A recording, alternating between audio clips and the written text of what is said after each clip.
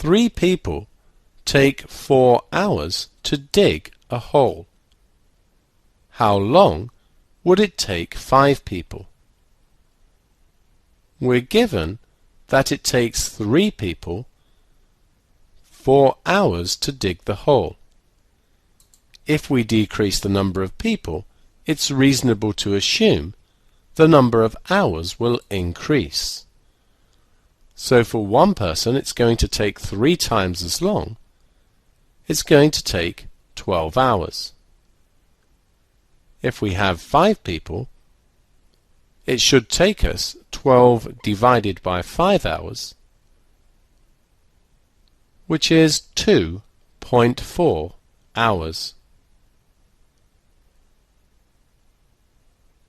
This is the classic inverse proportion situation. As the number of people doing the job increases, the number of hours taken decreases. Let's consider a formula for this situation. The time taken is going to be some constant divided by the number of people doing the job.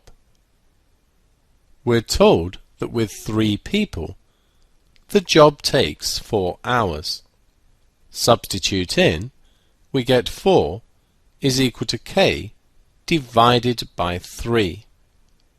Multiply both sides by 3 and we find the constant is 12.